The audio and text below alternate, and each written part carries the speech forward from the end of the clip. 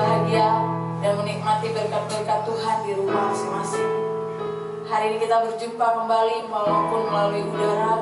Kita percaya bahwa hadirat Tuhan tidak terhalangi oleh terpisahnya kita satu sama lain. Tetapi hadirat Tuhan mampu bekerja dan berkarya di dalam kehidupan Bapak Ibu Saudara dari rumah ke rumah. Terima kasih Tuhan Yesus. Kami siap untuk memenuhi hati kami dengan puji-pujian. Kami siap untuk memuji dan membesarkan nama-Mu. Carikan pujian, mengirimkan sukacita.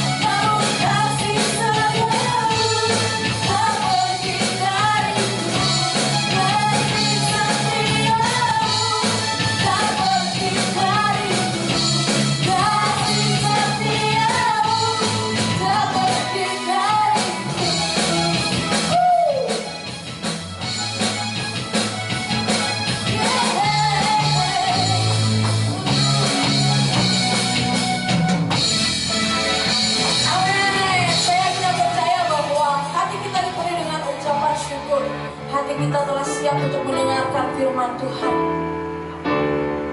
Bapak Ibu Saudara, ketika kita datang kepada Tuhan, bukan hanya hadiratnya yang kita kejar, bukan hanya kehadiran Tuhan yang kita cari di dalam hidup kita, tapi ada satu hal yang seringkali Bapak Ibu Saudara lupakan. Kita datang beribadah bukan hanya sekedar mencari hadirat Tuhan, tapi juga mencari kehendak Tuhan. Mencari kehendak Tuhan yang memulihkan hidup kita.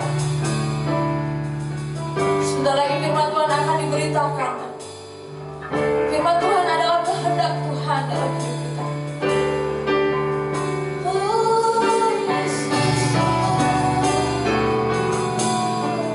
Kami datang Tuhan. Pulihkan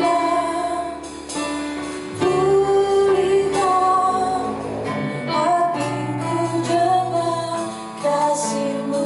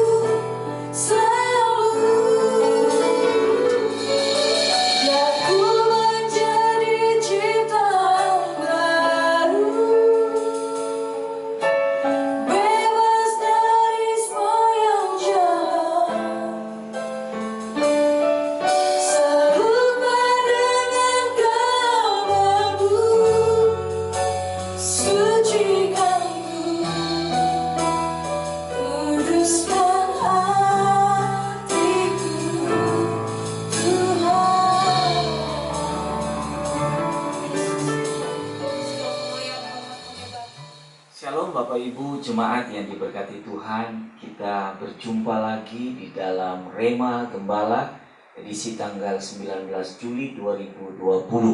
Saya percaya kita kembali mengalami yang namanya pemeliharaan Tuhan, penjagaan Tuhan, kasih sayang Tuhan di dalam hidup kita.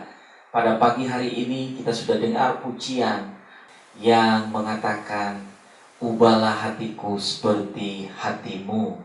Hari-hari ini kita butuh Tuhan untuk menolong kita, menenangkan hati kita. Terkadang hal-hal di sekitar kita membuat kita menjadi tidak tenang. Tapi orang-orang yang berlindung pada Tuhan, hatinya dibuat tenang oleh Tuhan. Mari kita berdoa sebelum kita mendengarkan kebenaran firman Tuhan pada pagi hari ini. Mari kita berdoa. Bapa di surga, kami berterima kasih buat kejadian hari ini buat kami. Engkau melakukan hal-hal yang dahsyat dan ajaib dalam hidup kami. Kami melihat bahwa tangan Tuhan membela kami setiap hari. Penyertaan-Mu menjadi bagian dari hidup kami, keluarga kami, rumah tangga kami, masa muda kami. Dan kami berterima kasih karena di dalam Engkau kami aman, di dalam Engkau kami terlindung, di dalam Engkau kami melihat bahwa mujizat masih tersedia bagi setiap kami. Berkati kami hari ini sehingga firman yang kami dengar itu memerdekakan setiap kehidupan kami. Roh Kudus, bantu kami, tolong kami sehingga firman yang kami dengar itu dimeteraikan oleh kekuatan Roh Kudus menjadi pengalaman dalam kehidupan kami setiap hari. Puji akan nama Tuhan. Kami berterima kasih dan kami siapkan hati kami untuk Tuhan bicara buat kami hari ini. Dalam nama Tuhan Yesus kami berdoa, kami bersyukur. Haleluya, amin. Bapak Ibu jemaat yang diberkati Tuhan, pada pagi hari ini saya ajak kita sama-sama buka di dalam Alkitab kita masing-masing. Saya ambil dari Injil Matius pasalnya yang ke-25 ayat 1 sampai dengan ayatnya yang ke-13. Injil Matius pasalnya yang ke-25 ayat 1 sampai dengan ayatnya yang ke-13 berbicara tentang gadis-gadis yang bijaksana dan gadis-gadis yang bodoh. Ayat yang pertama mengatakan begini, "Pada waktu itu hal kerajaan sorga seumpama 10 gadis yang mengambil pelitanya dan pergi menyongsong mempelai laki-laki. 5 diantaranya bodoh dan 5 bijaksana.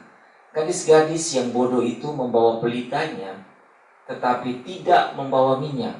Sedangkan gadis-gadis yang bijaksana itu membawa pelitanya dan juga minyak dalam buli-buli mereka. Tetapi karena mempelai itu lama tidak datang-datang juga, mengantuklah mereka semua lalu tertidur.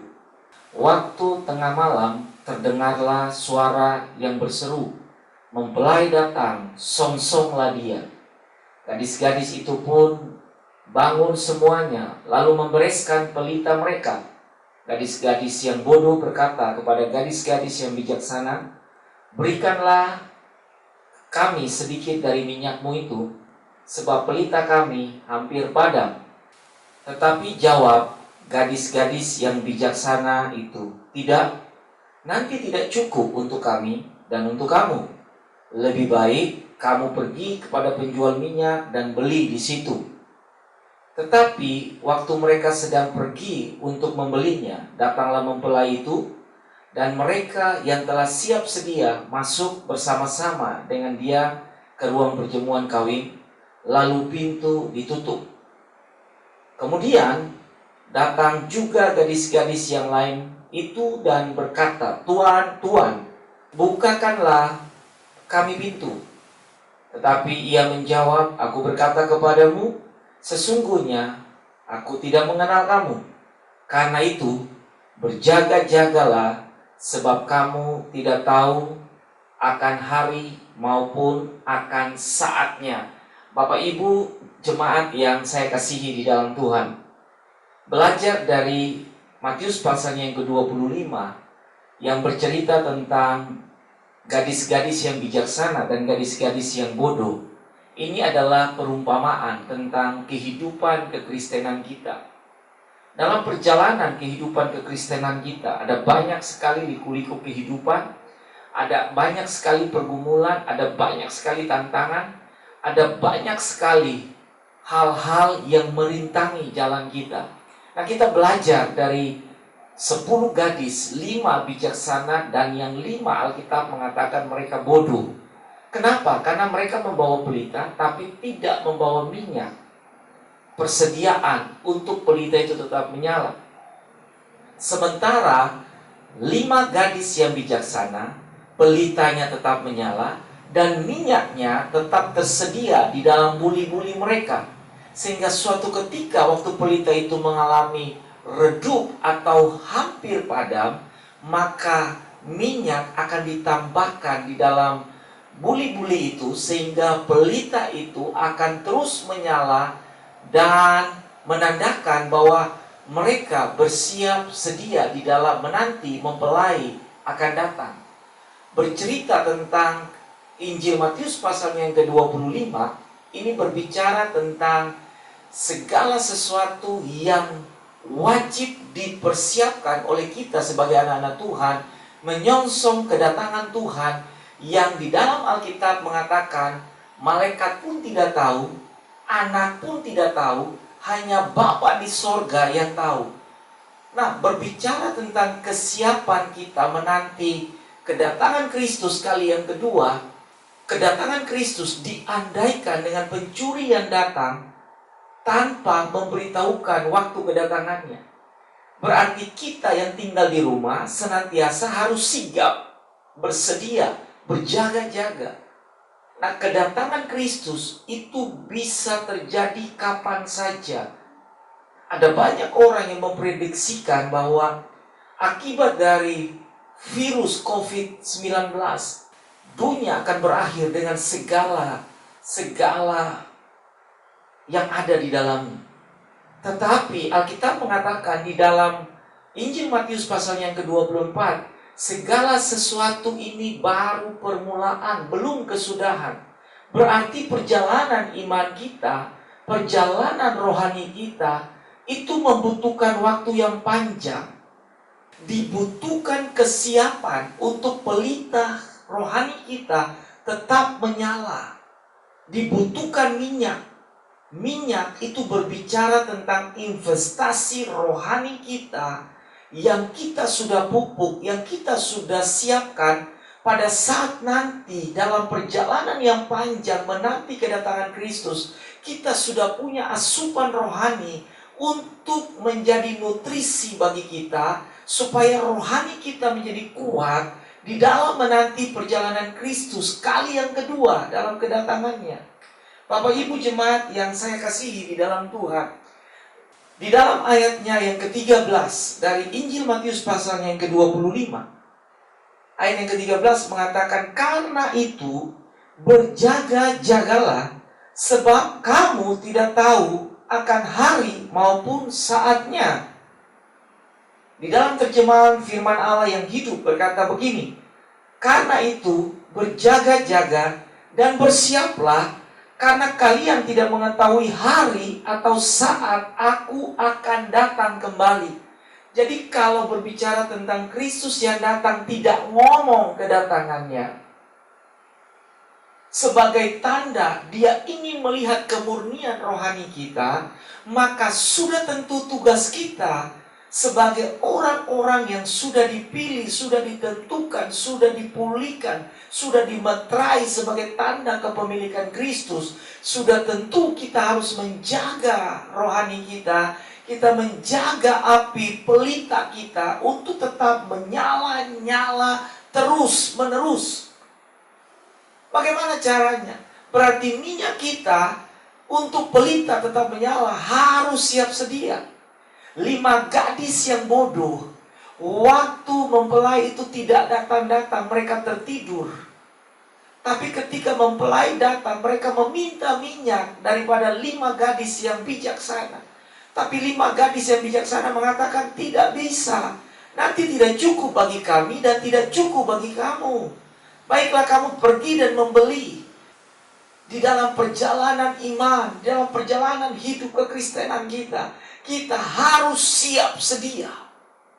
Bapak Ibu, jemaat yang saya kasihi di dalam Tuhan, ini perumpamaan di dalam Injil Matius pasal yang ke-25. Ini berbicara tentang perumpamaan. 10 gadis, 5 yang bodoh dan 5 yang bijaksana. Dan perumpamaan ini menekankan kepada kita bahwa semua orang percaya harus senantiasa memperhatikan keadaan rohani mereka sendiri-sendiri. Saudara, dengan saya tidak bisa memperhatikan keadaan rohani orang lain. Kita harus dan wajib memperhatikan keadaan rohani kita sendiri. Karena keadaan rohani kita, kita yang harus bertanggung jawab sampai akhir. Pada saat mempelai itu datang, Kristus datang kali yang kedua, menjemput gerejanya, orang salehnya. Berarti masing-masing kita bertanggung jawab atas rohani kita sendiri-sendiri. Kita tidak bisa meminta minyak dari orang lain. Karena keadaan mereka, rohani mereka, mereka sendiri yang menjaganya, memupuknya, memeliharanya. Kita tidak bisa meminta iman orang lain, kita tidak minta kualitas doa orang lain, kita tidak bisa minta kasih yang sudah Tuhan berikan kepada orang lain. Kita punya keadaan kasih itu sendiri, kita punya doa itu sendiri, kita punya rohani itu sendiri, harus dipelihara secara pribadi lepas pribadi. Injil Matius pasal yang ke-25 juga menekankan bagaimana keadaan rohani ini mengingatkan kepada kita bahwa Kristus akan datang dan kita akan mempertanggungjawabkan keadaan rohani kita tatkala Yesus datang. Itu sebabnya di dalam ayat yang ke-10, ayat yang ke-11, ketika mempelai itu datang dan 5 gadis yang bijaksana, mereka yang menanti-nanti dengan keadaan pelita yang tetap menyala dan minyak yang selalu tersedia, pintu itu dibukakan kepada mereka. Dan ketika mereka masuk, mereka duduk dalam pesta perkawinan. Dan ketika 5 gadis yang bodoh itu datang, dan mereka sudah membeli minyak, ketika mereka mengetuk pintu itu, Tuhan itu keluar dan mengatakan, "Aku tidak mengenal kamu." Ini pertanda kepada kita bahwa sekalipun kita sudah ikut Tuhan, kita sudah ikut Tuhan berpuluh tahun, tidak menjamin hasil akhir dari perjalanan iman kita. Dibutuhkan kesiapan, dibutuhkan hati yang berjaga-jaga, dibutuhkan rohani yang terus-menerus dipupuk, dipelihara dengan baik. Kita wajib harus bertekun dalam iman supaya bila hari dan jam itu tiba, mempelai itu datang, kita didapati dalam keadaan siap untuk menyambut mempelai itu datang. Kelalaian untuk memelihara hubungan pribadi dengan Tuhan adalah kegagalan kita dalam mengikuti Kristus. Saudara sudah membangun hubungan dengan Tuhan, tapi waktu saudara tidak memelihara rohani saudara dan saya, kita tidak menjaganya dengan baik, kita tidak memberi makan rohani kita dengan baik, dan kita tidak menjaga pelita kita tetap menyala. Ketika mempelai itu datang, minyak habis, pelitanya habis, mati, redup. Hasil akhir atau ending dari perjalanan rohani kita, sekalipun kita sudah bangun bertahun-tahun, tapi hasil akhir yang menentukan ketika mempelai itu datang. Dan ketika kita tidak siap, pintu itu akan ditutup. Bapak Ibu yang saya kasihi di dalam Tuhan, minyak di dalam Injil Matius pasalnya yang ke-25 berbicara tentang investasi kehidupan rohani. Saudara harus belajar untuk menginvestkan kepada rohani saudara hal-hal yang baik, hal-hal yang membangun, hal-hal yang memupuk rohani saudara.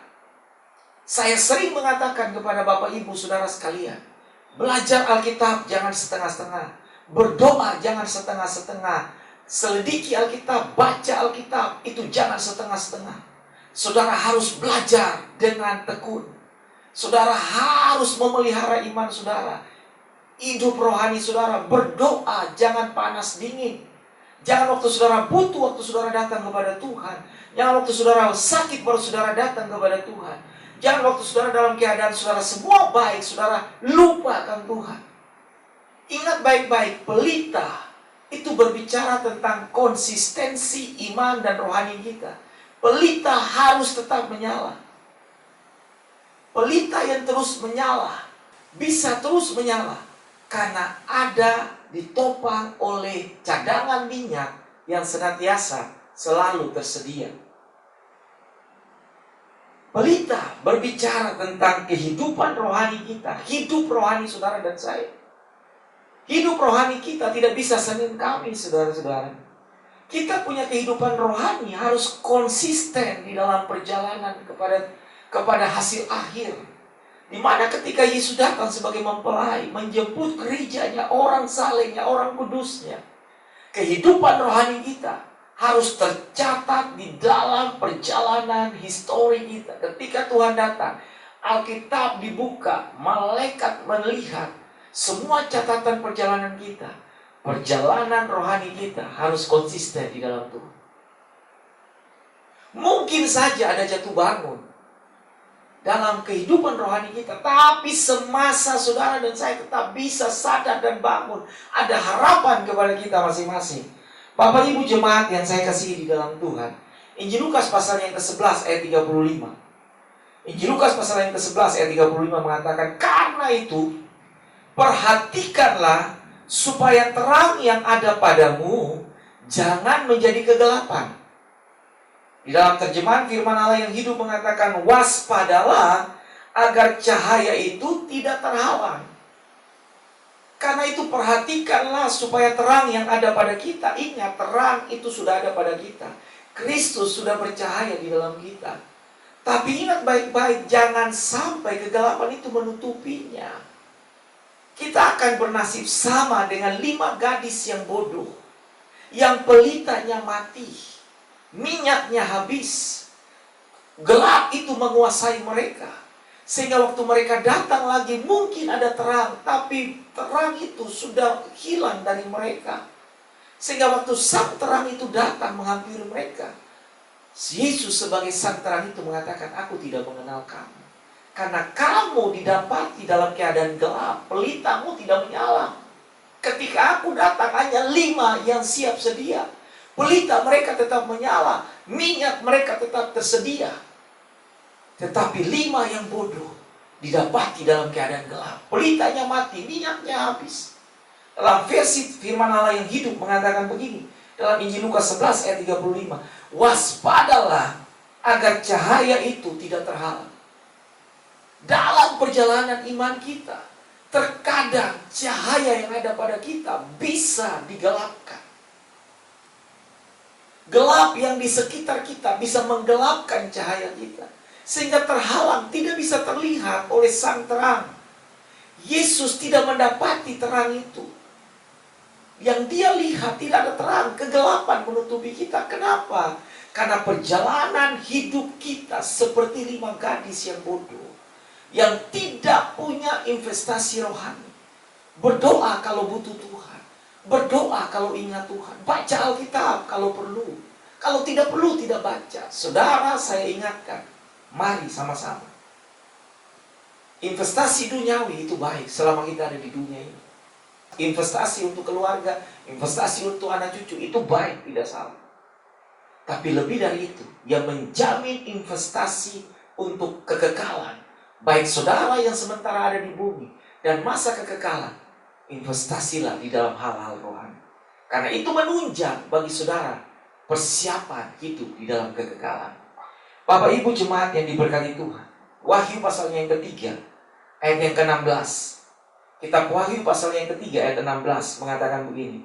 Jadi karena engkau suam-suam kuku dan tidak dingin atau panas, aku akan memuntahkan engkau dari mulutku. Jadi karena engkau suam-suam kuku, tidak panas atau tidak dingin, kamu suam-suam rohani, didapati tidak panas dan tidak dingin, setengah rohani, setengah duniawi, tidak bisa. Kalau ikut Tuhan, mau dingin-dingin sekalian, jangan ikut Tuhan. Kalau mau ikut Tuhan, panas-panas kalian. Start awal. Tidak menentukan hasil akhir. Tapi ketika saudara start dengan baik di awal, dan saudara continue dalam perjalanan iman saudara, dijaga, dipupuk, dipelihara dengan baik, saya percaya endingnya ada sesuatu yang berharga menanti kita. Mahkota kehidupan, hidup yang kekal. Tuhan waktu datang, dia tersenyum melihat iman kita dan kesetiaan kita. Oke, ada banyak pergumulan. Oke, ada banyak tantangan. Semua kita mengalami. Mungkin musim kita berbeda-beda. Tapi ingat baik-baik. Kita tetap konsisten di dalam iman kita. Pergumulan datang, tapi Yesus ada dengan kita. Tantangan datang, tapi Yesus lebih besar dari semuanya. Haleluya, Bapak Ibu yang saya kasihi di dalam Tuhan. Bagaimana cara untuk menjaga pelita kita tetap menyala? Sehingga waktu Yesus datang, kita tetap didapati dalam keadaan siap sedia. Tidak seperti 5 gadis yang bodoh, yang pelitanya mati, minyaknya habis. Bagaimana cara untuk menjaga pelita rohani kita untuk tetap menyala? Yang pertama, pastikan ada persediaan minyak. Minyak berbicara tentang Roh Kudus. Roh Kudus itu senantiasa harus ada dalam hidup kita. Saudara perhatikan dalam ayatnya yang ketiga, dan ayat yang ke-8 dan ke-10. Ayat yang ketiga mengatakan begini. Gadis-gadis yang bodoh itu membawa pelita, tetapi tidak membawa minyak. Mereka membawa pelita, tapi dengan minyak yang sisa. Pelita memang menyala, betul, tapi tidak lama. Pelita memang menyala, tapi dengan cadangan minyak yang sisa, tapi tidak membawa minyak. Ada orang Kristen yang hidup rohaninya, iya saya rohani, saya sudah lahir secara Kristen dari dulu, tapi tidak ada Roh Kudus di dalam hidup saudara. Roh Kudus itulah yang menjadi tanda kepemilikan, meterai kepemilikan, bahwa saudara adalah milik Tuhan. Roh Kudus adalah motivator, motor penggerak yang membuat kita tetap bergairah, ikut Tuhan, cinta Tuhan. Sekalipun ada tantangan, pergumulan, hambatan, rintangan, kita tetap dibuat kuat. Bapak Ibu jemaat yang saya kasihi di dalam Tuhan, pastikan ada persediaan minyak. Yang kedua, bagaimana cara untuk pelita kita tetap menyala? Jaga pelita supaya tidak padam. Perhatikan ayat yang keempat dari Injil Matius 25. Ayat 4 dan ayat 9 mengatakan begini. Sedangkan gadis-gadis yang bijaksana itu membawa pelitanya dan juga minyak dalam buli-buli mereka. Jadi kekristenan kita sebagai orang percaya bukan saja kehidupan rohani, tapi ada persediaan minyak supaya pelita kita tetap menyala.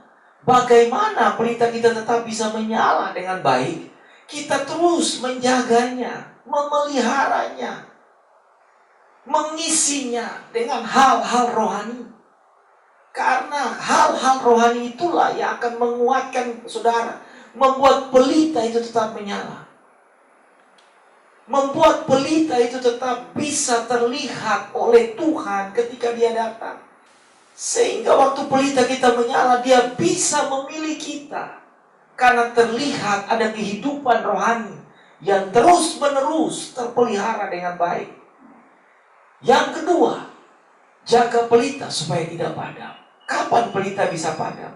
Ketika saudara berhenti untuk berdoa, berhenti untuk baca Alkitab, berhenti untuk setia kepada Tuhan. Tanda-tanda pelita kita akan segera padam. Jaga dengan baik. Karena waktu pelita kehidupan rohanimu menyala dengan baik, saudara dan saya bisa memberkati orang-orang di sekitar kita. Yang ketiga, bagaimana cara untuk menjaga pelita kita tetap menyala? Jaga kualitas nyalanya api. Jaga kualitas nyalanya api. Ingat baik-baik, sumbu atau pelita itu setiap saat harus dibersihkan, supaya pelita itu tidak dikotori sumbunya oleh bagian-bagian yang sudah hangus terbakar. Orang yang baik mengikuti Tuhan, dia harus bisa membersihkan hal-hal yang merintangi. Kalau saudara belajar di dalam Injil Yohanes pasal 15, pokok anggur. Kalau anggur itu mau berbuah dengan baik, maka pemilik kebun anggur itu harus mengerat bagian-bagian yang merintangi supaya anggur itu berbuah. Sama halnya, jaga kualitas nyalanya api. Kita harus bisa bersihkan hidup kita. Kapan? Firman Allah yang bisa membersihkan. Hadapkan diri kita, rohani kita kepada firman Tuhan, dan izinkan Tuhan membersihkan kita, sehingga kita terus punya kualitas api yang terus menyala dengan baik. Saya percaya Bapak Ibu Saudara sekalian, kondisi akhir-akhir ini membuat kita cari Tuhan, menjaga rohani kita dengan baik. Gedung mungkin bukan menjadi satu-satunya tempat untuk kita beribadah lagi, karena terjadi banyak pembatasan-pembatasan, aturan-aturan yang harus kita lewati. Tapi saya percaya Bapak Ibu Saudara sekalian, rumahmu, kemahmu adalah tempat di mana saudara dan saya bisa bersekutu dengan Tuhan. Saya tutup dengan kalimat ini. Kehidupan rohani adalah perjalanan panjang yang wajib dilalui oleh setiap orang.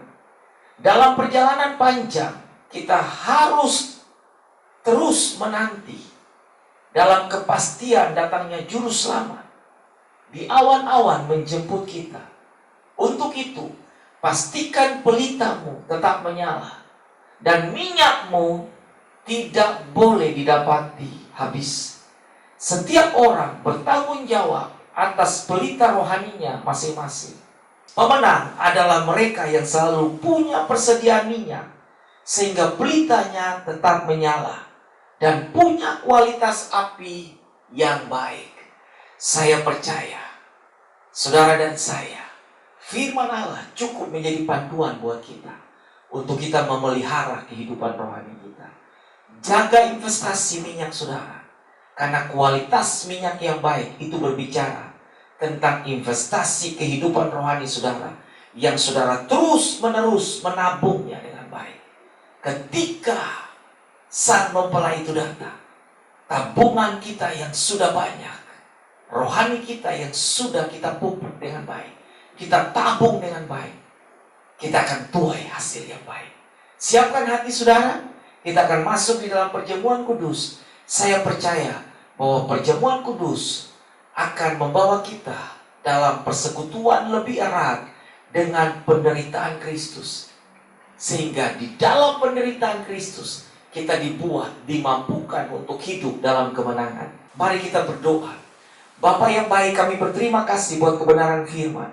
Tolong kami supaya kami terus-menerus menjaga pelita kami tetap menyala, dan persediaan minyak kami tetap ada, sehingga waktu Engkau datang kali yang kedua, Engkau mendapati kami tetap dalam keadaan siap sedia, dan Engkau membawa kami pulang dalam kerajaan sorga.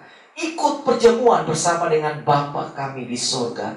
Terima kasih Bapa, tolong kami umat-Mu. Tantangan, rintangan, hambatan memang banyak, tapi kami percaya waktu Roh Kudus tinggal dalam hidup kami dibuat terus-menerus bergairah mengikuti Tuhan, sanggup untuk memikul beban kami, dan kami percaya bahwa kemenangan menanti kami. Terima kasih Bapa, berkati roti dan anggur, kami mau makan dan minum daripadanya, diberkati di dalam nama Tuhan Yesus. Haleluya, amin. Siapkan roti dan anggur, atau biskuit, atau teh, atau air putih, atau sirup yang saudara punya. Siapkan saja, dan kita akan masuk sama-sama di dalam perjamuan. Angkat roti di tangan kanan saudara, kita angkat setinggi-tingginya, dan kita berdoa. Kami berterima kasih Tuhan buat pengorbanan-Mu. Tubuh-Mu yang dihancurkan itu mendatangkan kesembuhan bagi kami. Terima kasih Bapak Ibu jemaat yang diberkati Tuhan. Pada malam waktu Yesus diserahkan, Ia mengambil roti. Sesudah itu Ia mengucap syukur atasnya. Ia memecah-mecahkannya. dan berkata, inilah tubuhku yang diserahkan bagi kamu. Perbuatlah ini setiap kali kamu menerimanya, menjadi peringatan akan aku. Bapak Ibu jemaat yang diberkati Tuhan, apakah saudara yakin dan percaya tubuh Yesus yang dihancurkan bagi saudara dan saya, di dalamnya mendatangkan kesembuhan, dan oleh bilur-bilurnya kita disembuhkan? Dengan iman dan keyakinan kita, mari kita makan bersama-sama dengan pengucapan syukur di dalam nama Yesus.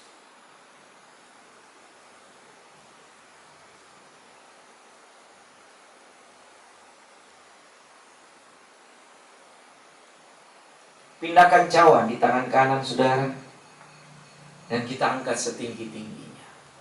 Kami berterima kasih Bapa, buat darah Yesus yang tertumpah di kayu salib, untuk menyucikan, menghapus pelanggaran kami, dan membenarkan kami, bahkan menjadikan kami ciptaan Allah yang baru.